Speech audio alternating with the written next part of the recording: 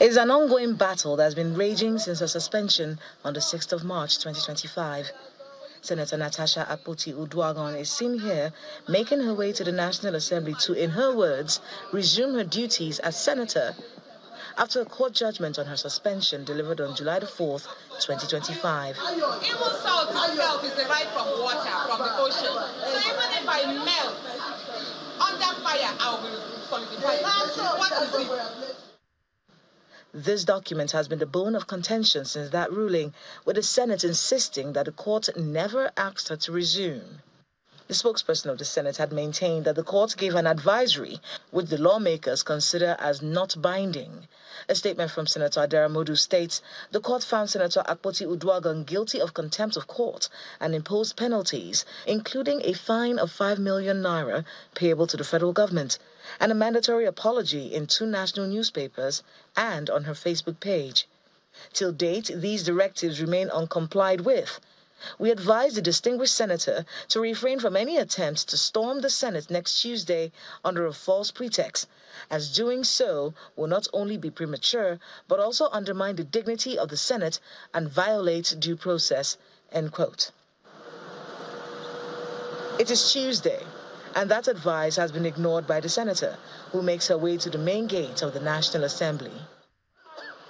Security personnel stop her and her convoy from gaining entrance into the premises. She then decides to alight from the vehicle and make her way into the National Assembly on foot.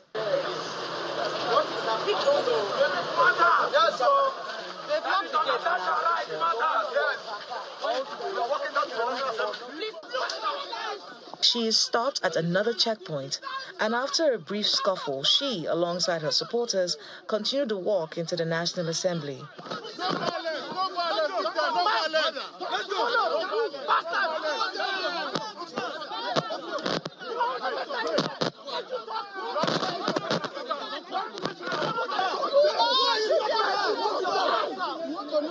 You should be ashamed of yourself. You close the doors. You don't make yourself prisoner. After it is made clear that she will not be granted access into the premises, the lawmaker briefs the media on her thoughts about what has transpired and what she intends to do next. That outburst I had on the floor was just a compilation of so many wrongs that Akpabio has meted against me.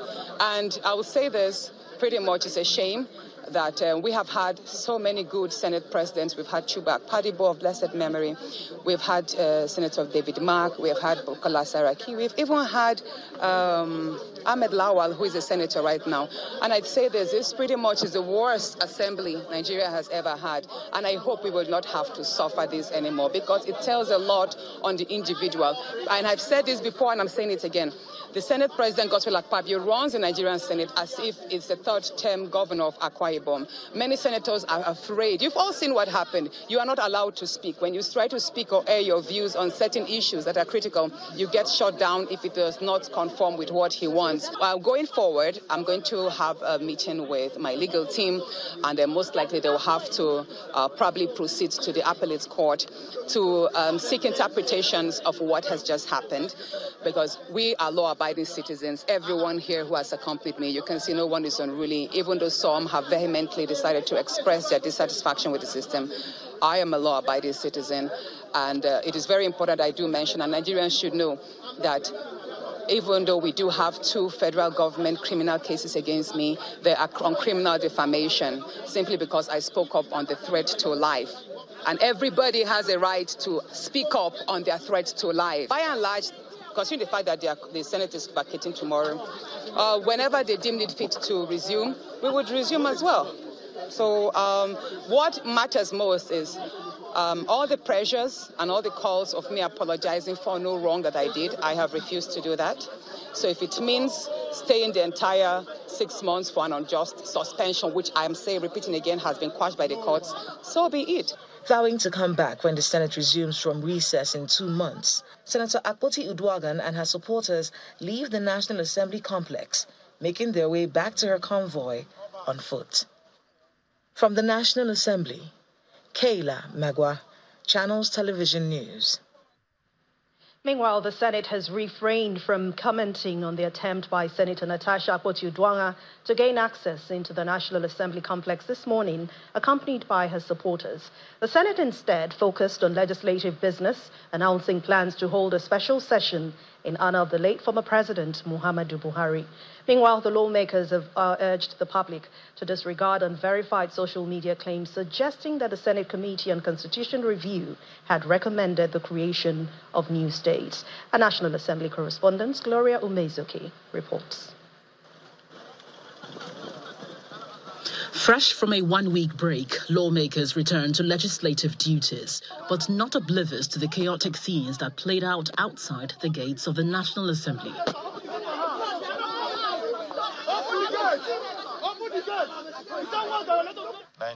Inside the chamber, where the President of the Senate presides over plenary, the contrast between the serenity within and the commotion outside is palpable. But proceedings progress uninterrupted, with no comment on the matter. The Senate leader begins with an announcement. I want to inform that by the grace of God, tomorrow, Wednesday, this Senate will be taking a special motion as well to honor the late President Muhammadu Buhari. And distinguished colleagues will also have a chance to make contributions in that regard. The President of the Senate then clarifies recent concerns on social media over the creation of additional states following a personal explanation raised by Senator Abdul Ningi. The main committee is yet to even receive nor evaluate any report. There are proposals for state creation, well over 42 or so, but not one has reached a stage where we can even say we have finished zonal deliberations or even finished national deliberation and then transmitted to state houses. The processes of making amendments or alterations to the Nigerian Constitution are very laborious and very stringent. So please, the public should be aware, as raised by Senator Ningi, that no state has been created by this august assembly. The Senate also considered and approved the 2025-2026 external borrowing plan of $21.5 billion presented by President Bola Tinubu for consideration after the submission of a report. The committee, in this detailed report, identify ministries by ministry, agencies by agents of the government that is taking what in this borrowing plan document that we have. Mr. President, on that note, we can say that the budget 2025 implementation can now commence in full. Mr. President, this needs specification. How much goes to in each?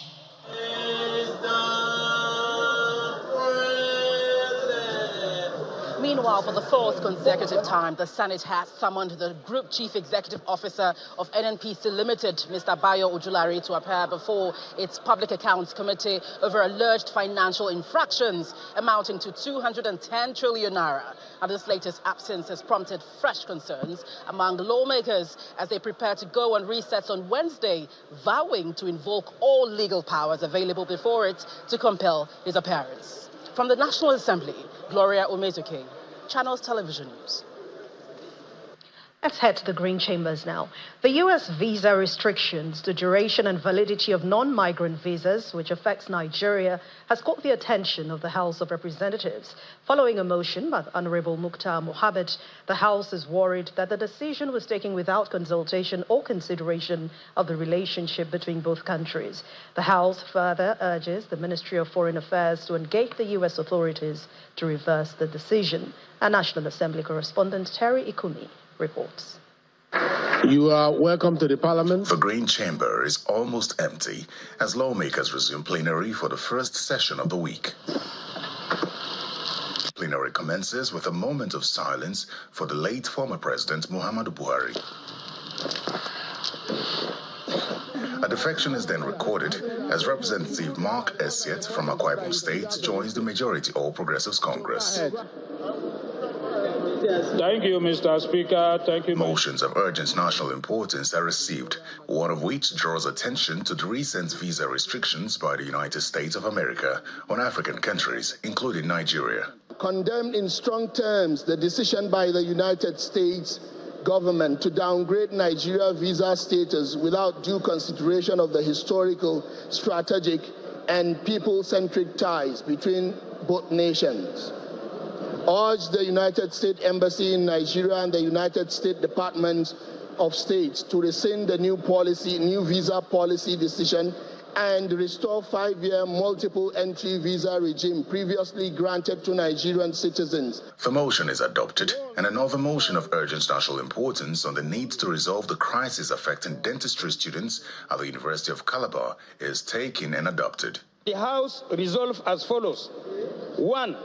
To call on University of Calabar to immediately halt the punitive measures affecting students and work collaboratively with stakeholders to implement equitable remedial solutions such as phased induction plans, catch-up models, or facilitated transfers to accredited faculties. A point of order on personal explanation is raised by another lawmaker, bordering on confusing court judgments and citing the court judgment on Senator Natasha Akpoti-Uduaghan.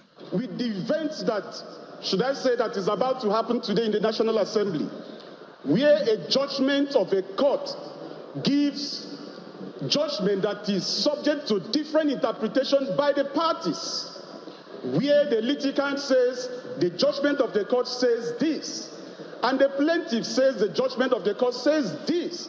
It is conflicting.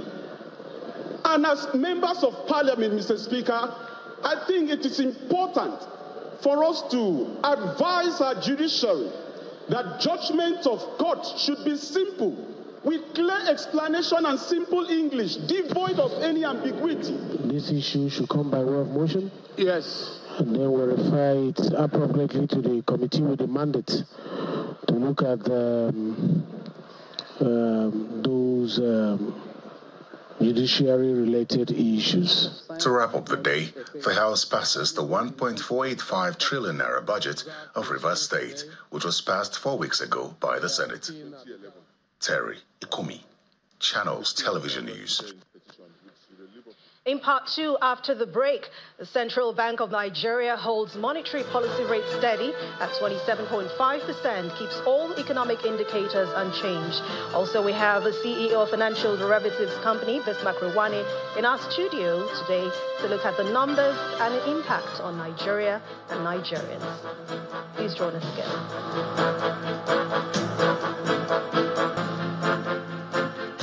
Welcome back. If you've just joined us, you're watching the news at 10 on Channels Television, broadcasting live from Lagos.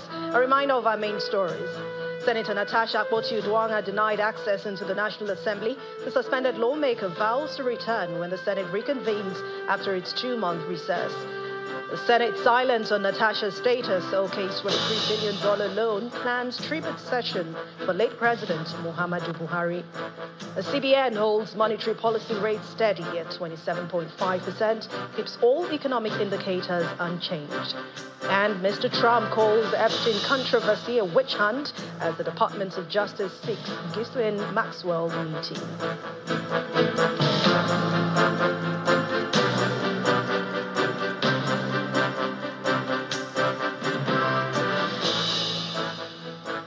The Monetary Policy Committee of the Central Bank of Nigeria has opted to maintain its current monetary policy measures, keeping the benchmark monetary policy rate unchanged at 27.5%, and that's the highest level in nearly 2 decades. The committee also retained the asymmetric corridor at plus 500 and minus 100 basis points, the cash reserve ratio for deposit money banks at 50%, and the CRR for merchant banks at 16%, while holding the liquidity ratio at steady at 30%. Well, this decision reflects the central bank's continued focus on taming persistent inflation, which remains in double digit despite recent marginal improvements. But analysts are now suggesting the hold signals a cautious approach balancing price stability with economic growth concerns. The committee decided to maintain the current monetary policy stance. For the third time in 2 years, the CBN's MPC has retained all parameters at the end of its meeting. The CBN governor, Mr. Olayemi Cardoso, shares considerations, which is a mixture of both positive and negative macroeconomic outcomes. The committee acknowledged the decline in headline inflation in June 2025, the third consecutive month of deceleration. Despite these positive developments, members observed the uptick in month-on-month headline inflation, suggesting the persistence of underlying price pressures. Mr. Cardoso expresses the determination of the bank to deal with the underlying price pressure until a single-digit inflation is achieved, but raises concerns on the need for collaboration with the fiscal authority in areas which include the management of federal allocation, which he believes has added to inflationary pressures. We need a framework to ring-fence this fact to ensure that it doesn't filter into the larger, especially to FX, in a way that will be creating challenges for the FX market. Maybe the disbursement should not be as once. It shouldn't be like a bulk disbursement. You can phase the disbursement. That's also subject to what the governors will say. You can do that. Also, another thing to consider could be that they can actually give them instruments that can be discounted. Economists also see other possible hurdles to hitting the single-digit inflation target. My projection is perhaps Q2 2026 before you can be looking at Q1 to Q2 2026 before you can be looking at single digits. Other things being equal, which economics call ceteris paribus, not all things, other things being equal. But at that time, my major fear, which I've mentioned about 2 or 3 times on this show, is political activity will happen. The CBN, however, remains optimistic, projecting further decline in PMS prices, moderation in price of food and energy, as well as stability in the foreign exchange market. Ini John Mekwa, Channels Television News. Well, we heard that reports where the CBN maintained its MPC committee meeting, maintained rates. So we have our the CEO of Financial Derivatives Company, Mr. Bismarck Rewani, right now to tell us more about these figures, of course, analyze the details and maybe the impact on Nigeria and Nigerians. Thank you very much, Mr. Rewani, for joining us on the News at 10. The central bank has maintained that figure. I saw on your slide where you said CBN holds fire. Yes. What does this mean for the country? And did you even expect that this was going to be the decision after that meeting? Yes. The market was divided. Some felt that it was time to bring down rates by 25 basis points. Many others, the consensus was that hold the fire at this time. And I think they did the right thing. But what you must understand is that in the last 2 years, there have been 10 meetings. 6, they have increased rates. 3, they have actually maintained status quo. And 0 time, they've reduced it. So this has been the start. That's what has happened. Cumulatively, interest rates have increased by 8.75%, and inflation has come down gradually at this time. So basically, a very conservative approach. And what we say, now we have 12 wise men. There used to be 11 members, now there are 12. And 12 wise men have made their decision. And what it's all about inflation. What the central bank governor and the chairman of the committee said was that the inflationary trends did not give them enough comfort to know that there's enough, that we have enough buffers to withstand shocks. Basically, we have a world of uncertainty out there and a world of vulnerabilities in here. So the safe thing to do, the cautious thing to do is to maintain your fire, hold your fire, and instead of going precipitously to reduce rates and then change all of a sudden. Because the things outside our control are more than things within our control. And if you look at the inflation numbers, this is the headline inflation, going all the way down from 24.23 to 22.22. But that's year-on-year inflation. When you look at food inflation increased to 21.97. Core inflation, which shows whether inflation is structural or transient, also increased. So in this kind of situation, You have to know this, right? First, the third consecutive decline since June, but first increase in 5 months. That is food inflation. And of course, this reverses trend, which is very important. It tells you structural rigidities are stoking inflation. So if you look at it clearly, you will find that, just a minute, you will find clearly that what are the things, inflation is still a hydra-headed beast. One, the exchange rate has gained 6.6% in 2 months. It's today trading at 15.28. As a matter of fact, the parallel market, the Naira is stronger in the parallel market than at the official market.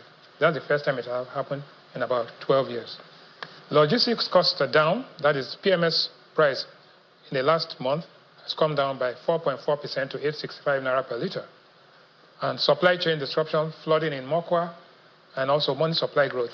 But this is not, we are not yet at Uhuru yet. So we have to think about it, and it's best to wait. But let's take a look at the GDP figures. It was released yesterday evening. Yes. It showed a higher figure. But you would want to ask, why did the MPC still retain or keep that rate unchanged? It's very interesting that you say this, because firstly, the social media went on overdrive and misquoted me and saying that I said the economy was leaping, while in fact it was limping. So I need to use this opportunity to correct that. Limping is when you grow slowly into recovery. Leaping means when you have a leapfrog, and that is not far from it. Nigeria's GDP rebase is about approximately $250 billion.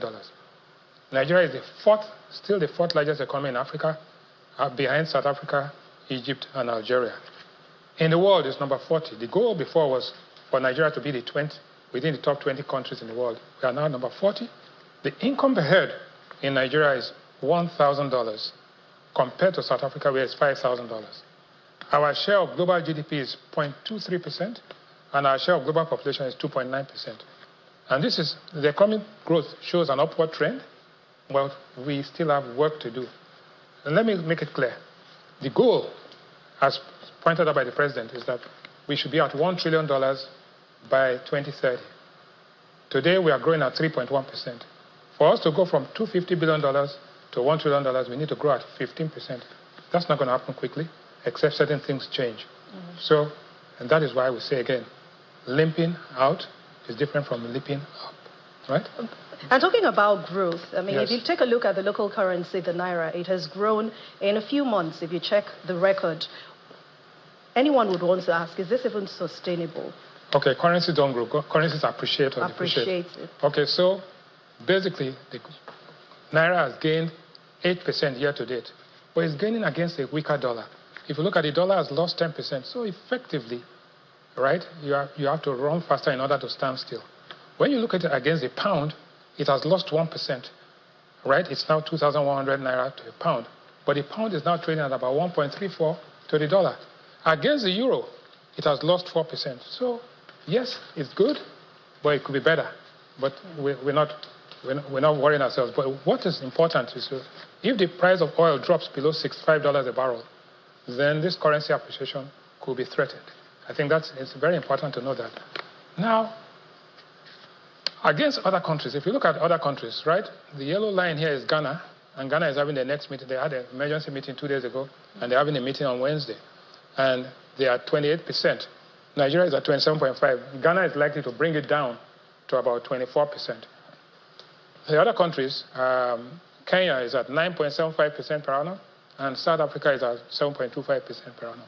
So Nigeria is playing very safe. They don't want to do things, and then the markets begin to say, okay, these guys are flip-flopping. So what we've earned is a reputation of being cautious, being stable, and being consistent, and not going with the flow. I think that is what the MPC is trying to maintain. Price stability is a core mandate. But if you go on to the next slide. Talking about inflation. When you look at inflation, let us see how it affects you. Food basket. And we're looking at the price of these things last year compared to the price of it this year. Last year in July, a bag of rice was 84,000 Naira. It's now 87,000 Naira. So it's up by 3.57%. But don't forget, it had gone down. The price of rice had gone down sometime in the last few months, but it started going back up. Look at wheat flour. It was 59,500 by this time last year. Even though the exchange rate has appreciated, it's selling at 65,000, it's up 10%. Chicken was 4,500 per kilogram. Drumsticks is now up by 22% at 5,500. Eggs are up from 5,200 to 5,500, up 5.7%. Pepper is up 50% from 60,000 to 90,000. And the tomatoes, the big culprit there, is up by 83%. The only thing that came down is Gary, which has come down. It was 46,000 last year, and it's now down to 33,000. But then let's look at the non-food basket. That's where it gets very interesting. The non-food basket, there were 4 items went up and 1 declined. Road transport from Lagos to Benin was 25,000 naira one way last year. It's now 28,250, in spite of the fact that the price of petrol has come down. Petrol was 770 naira per litre at this time last year, a year ago. It's now 865, even though it had gone much. Lagos to Abuja round trip was 152,000 naira by air. Last year, in July, it's now 200,000, up 31%. Lonart syrup, which is medicine, is up by 21%. Lonart syrup was 3,800 a bottle at this time last year, and now 4,600. The only thing that came down, cooking gas. Cooking gas was 15,060 last year. It is now 11,875. So that's good. Okay. But you have to have the food to cook. Right now you have the gas, but there's hardly any food to cook in it. Now, what we want to avoid is happy statistics and unhappy people. How are we going to do that? You can grow as much as you want. You can do all it must. Economics is about the welfare of the people. The people must feel it, must be happy about it. If not, you will have happy statistics and happy people. Now, how are we going to do this? Inclusive growth, make sure we distribute properly, make sure that the benefits of this get down to an area and create jobs. So, and that reduction in poverty levels and create jobs. Now, finally, what to expect by Independence Day. Independence Day is October 1, end of the next quarter. There's going to be one meeting, MPC meeting, in September, just before then. What we think will happen is that some things will change. Food prices will come down because of the harvest. Transport fares, in spite of the fact that petrol price has come down, transporters will try to bilk the people up. House rents will go up, electricity bills, because you're either in band A or band B and all of that. For corporates, utilities will stay where they are. Diesel price will go increase. Borrowing costs will come down because interest rates should have come down. And spare parts and raw materials will be there. For the elites, airline tickets are coming down because even Air Peace is saying they're going to do London for 1 million naira. International school fees will come down because the exchange rate is appreciating. And luxury goods will stay flat. So in the end, the outlook, oil prices will trade between 65 and 70 as geopolitical tensions ease. Oil production will maintain an upward trend to 1.5 million barrels, which is good for the naira and good for the economy. The naira remains stable, trading at about 1,500, and that's good for everybody. The power market and the official market, the central bank, headline inflation will fall to 22%, and stock market will rally, and MPC may raise rates. So we'll look forward to that day. Thank you very much, Mr. Bismarck Rewani, CEO of Financial Derivatives Company. Thank you for having time on the news at 10. And still ahead on the news at 10, banks meet with the central bank's recapitalization exercise. Well, more expected to follow in the days ahead. And that's in business news. Please join us again.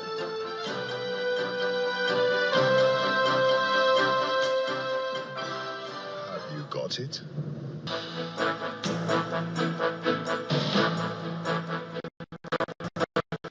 Welcome back. The federal government's new tax reforms initiative is geared towards stimulating the economy in order to bring the needed growth. And this was part of the submissions by the tax administration experts as PricewaterhouseCoopers hosted an executive summit on Nigeria's tax reforms, which held in Lagos.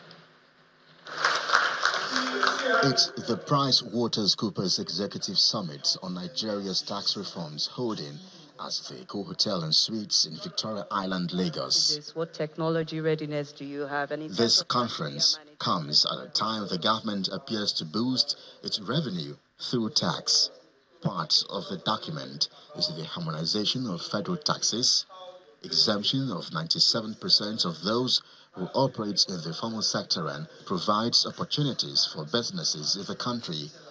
With this in mind, the chairman of the Presidential Fiscal Policy and Tax Reforms Committee, Taiwo Edele, is assuring his audience of the full implementation of tax reforms as envisaged by the government. Myself and the rest of my team, we're not going anywhere. We're going to be there to implement. We've said to ourselves that people can appreciate what we're doing, but we think they should wait until we have implemented and we have seen the impact and the outcome. So we are that intentional in terms of the approach. As some key components of the new tax is discussed, it is believed that for the law to achieve desired results, government and the private sector must collaborate and align with the spirit of these reforms. Today, you have companies like Flutterwave, etc., Paystack, that have created payment gateways that allow SMEs to, at a click, be able to offer payment services. I expect we'll begin to see those type of companies also then playing in this e-invoicing, e-tax regime. One clear message delivered at this summit in relation to Nigeria's administration of taxes is a movement from complexity to clarity. The way I like to describe this is that we're moving from complexity to clarity.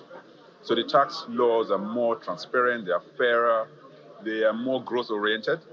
And as you've heard today, it's less about raising revenue and more about stimulating growth in the economy. The PricewaterhouseCoopers Executive Summit on Tax Reforms is also seen as an avenue to launch the tools that will enhance tax collection. The definition of a Nigerian company has now changed from just being incorporated vehicles to also being those that are effectively managed from the country. As Nigerian companies, you also have to start looking at your compliance obligations.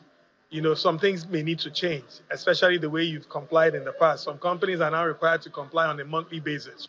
It will be recalled that President Bola Tinubu signed the tax reforms bills into law on June 26, 2025, and the law is due to take effect on January 1, 2026, as the federal government set its sight on achieving its ambitious $1 trillion economy. The news at 10 continues now at the Abuja studios, where Terry Ikumi is standing by. Hello, Terry. Well, hi, Anne. Thank you very much. Global and regional players and regulators in the oil and gas sector are jointly renewing a call for the upscaling of local refining capacity of hydrocarbon products in the West Africa region. Advocacy about standardization, regional pricing, benchmark and policies realignment were the core of the conversations as the Global Commodity Insight Conference on West African Refined Fuel Market holds in Abuja. The event is jointly organized by the Nigerian Midstream and Downstream Petroleum Regulatory Authority and S&P Global Commodity Insights. Now, the Minister of the Federal Capital Territory, Nyesom Wike, has urged the Edo State Governor, Senator Monday Okpebholo, to focus on good governance and use developmental projects to silence his critics.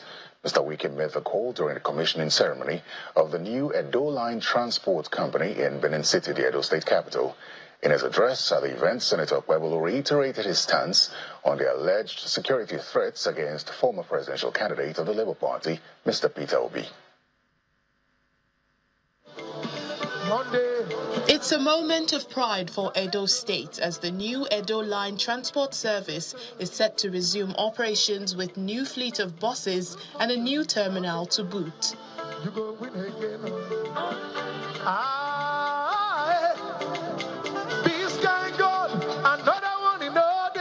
An elated managing director of the Edo State Transport Authority, Oligbe Henshaw, gives an overview of the rebranded transport line.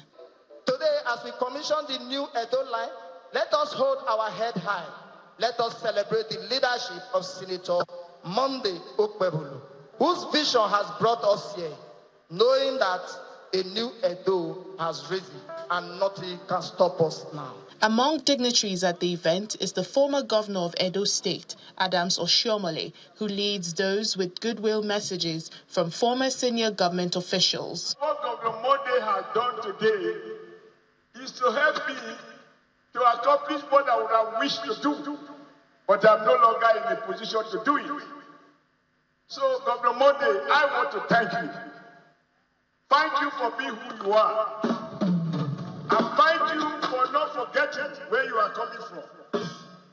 And thank you for not forgetting who stood by you when there was doubt. Despite the downpour, spirits remain high as Governor Monday Okpebholo mounts the podium. He uses the occasion not only to celebrate the relaunch, but also to respond to alleged threats issued to former Labour Party presidential candidate, Mr. Peter Obi, following his recent visit to Edo State. I simply say it's an advice. Don't come to Edo without telling me. Was I chewing hot yam? Do I need 1 + 3 to make my sentence? No! My job is not only to work for Edo people. My job is to save the life of every Edo citizen and visitors coming into Edo. If telling him to notify me as the chief security officer of this state is a crime, so be it. On his part, the special guest of honor and the minister of the FCT, Mr. Nyesom Wike, rounds off speeches with a call to action for the governor. I don't identify with failures. I identify with people who mean well for their people. What their people want is, what are you doing? Not what I will do. When I saw this, and I said, indeed, you have done 2 things. What are the things you have done? By bringing back this new Edo line, you have reduced the burden of transportation. That is touching the lives of our people. The event climaxed with the official declaration of operations for the new Edo Line company. In the name of God the Father, God the Son, and God the Holy Spirit.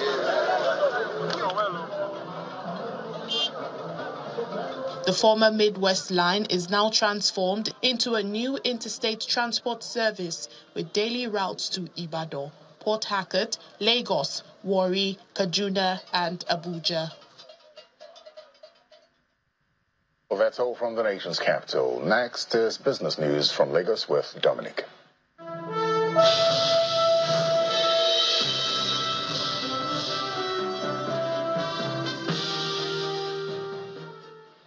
Thank you, Terry. On business news, 8 banks have met the central bank's recapitalization exercise, and more are expected to follow in the days ahead.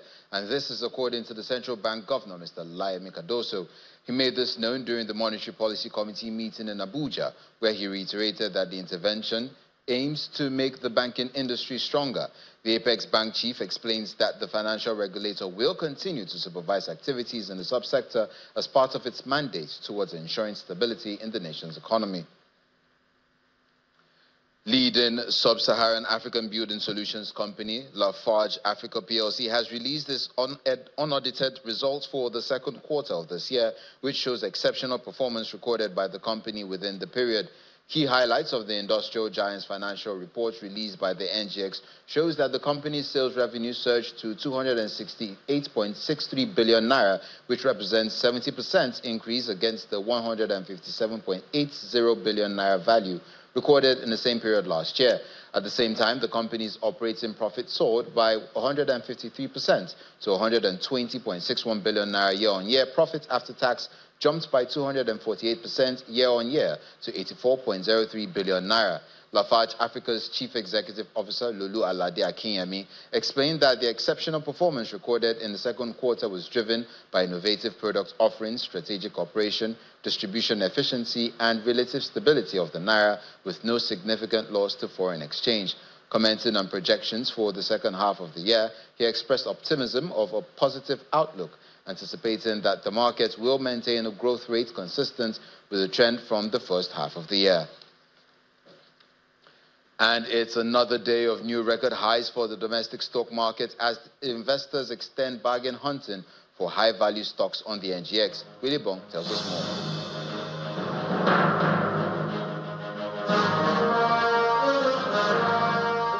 To the stock market report today, MPC decision day, and we saw the CBN Monetary Policy Committee hold key interest rates for a third consecutive time this year. And expectations for the MPC outcome today from the market participants were mixed, as a rate cut decision could set the tone for yield direction in the near term. That said, the oil share index moved up north. We say investors are possibly seeing the hold position by the central bank, giving some form of certainty for rates as the index surged again to a new all-time high at 132,451 points, up 0.47%, and the market cap sitting at 83 trillion naira. Dangote Sugar was the toast of investors today. We see the consumer goods giant gain 10% to close at 56 naira 10 kobo. But it wasn't all rosy for the consumer goods sector, as Ella Lakes, a company still in the food business, fell to the bottom of the trading floor, losing 10% and closed at 9.90 kobo. However, that boost from Dangote Sugar lifted the consumer goods index by 0.5%. Banking is also in the green today, recovering from Monday's profit taking, but Aradel Oil and Gas lost 4% today, about 4%, and that dragged down the oil and gas index. Largely positive movement all the way for equities. Let's see if investors can keep the heat up. Will Ibong signing out.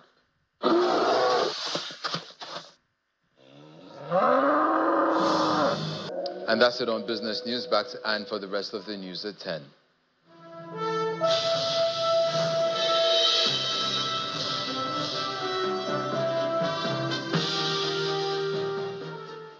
Thank you, Dominic. Let's now join Simon Pusey for more international news and around the world in 5. Good evening and welcome to the Channel Studios here in London with your international news around the world in 5. The World Health Organization says Israel's offensive in central Gaza has compromised its efforts to continue working after its facilities came under attack. The UN agency accused Israeli forces of attacking a staff residence in the city of Deir al-Balah on Monday and mistreating those sheltering there. Its main warehouse was also attacked and destroyed. The WHO said one of its staff detained by troops during the raid on the residence was still being held and demanded their immediate release. The Israeli military said it detained several individuals suspected of involvement in terrorism in the area and that most were released. The residence of our staff has been attacked, first with explosives, and then Israeli military personnel went in.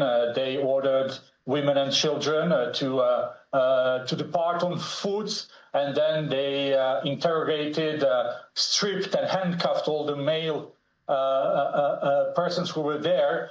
Then 4 people were detained. 2 of them were our staff. 3 of them were later released, but 1 of our staff is still being detained. Russia and Ukraine will hold a new round of peace talks in Istanbul on Wednesday. That's according to Volodymyr Zelensky. Mr. Zelensky proposed fresh talks at the weekend, days after US President Donald Trump threatened Russia with severe sanctions if there was no ceasefire between Moscow and Kyiv within 50 days. On Tuesday, Moscow said it did not expect a miraculous breakthrough from the talks. At least 5 people have died and 284 have been rescued from a ferry fire off the coast of Indonesia's Sulawesi Island. The Indonesian Navy said everyone on board the KM-3 Barcelona had been removed from the ship.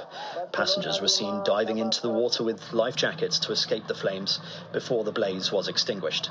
The Indonesian Navy, the Maritime Security Agency, and local search and rescue teams were deployed in the joint rescue effort. The cause of the fire remains unknown. A number of French cities have imposed nighttime curfews on young people following a spate of violence linked to drug trafficking. Nîmes, in the south of France, was the latest to bring in the measures which authorities said were meant to prevent under-16s from being exposed to violence and to contain tensions. Additional police units will be sent in. Over the course of the last month, several shootings, one in broad daylight, left 1 person dead and several injured. Last week, the body of a 19-year-old man was found partially burned on the outskirts of Nîmes. A crackdown against those keeping big cats as illegal pets has been launched in the province of Punjab in Pakistan. It comes as a pet lion escaped in the city of Lahore, attacking a woman and 2 children. The moment was captured on film 2 weeks ago and triggered outrage amongst the public. An algal bloom catastrophe which has turned usually pristine South Australian waters toxic green and suffocated masses of marine life is a natural disaster, that's according to the state premier. The algal bloom, a rapid increase in the population of algae in water systems, has been spreading since March and is now twice the size of the country's capital territory. The federal government has unveiled an assistance package of 14 million Australian dollars but refused to designate the event a natural disaster. Authorities say more than 400 species of marine life have died and local industries are suffering. That this is an unprecedented event. You know, with a bushfire, you can put the fire out. If there's a flood, you can, do the modelling to have a sense of where the water is going to go. Whereas this is so entirely unprecedented, we don't really know how it's going to play out over coming weeks and months ahead. They are weeks and weeks, in fact months behind. Now what we see is a Premier that has been shamed into action and is more concerned with saving face than saving the environment. And a new photograph of Prince George has been issued by Kensington Palace to mark his 12th birthday. The photo of the smiling prince was published on social media. George, the elder son of Prince William and Catherine, is the second in line to the throne. A short video clip on social media also showed the prince playing with his younger siblings, Charlotte and Louis, before having his birthday photo taken by a wooden gate. And that's your international news around the world in 5. Now back to the Channel studios in Lagos. Many thanks indeed, Simon, and welcome to Sports News. Nigeria Super Falcons' dreams of clinching a 10th Women's Cup of Nations trophy could become a reality with just one win away from laying their hands on the continent's most prestigious trophy. The Super Falcons scored a dramatic stoppage time winner to beat defending champion South Africa 2-1. Michelle Aloze's delivery from deep into the box eluded Bayana's keeper to put the 9-time champions in Saturday's finals. Captain Rashida Ajibade broke the deadlock just before the break with a composed finish from the penalty spot after a handball by Babane Mbane in the South African box. And we have that confirmation just a moment ago that host Morocco will face the Super Falcons of Nigeria in the finals after seeing off the Black Queens of Ghana 4-2 on penalties. The game ended 1-1 in regulation time.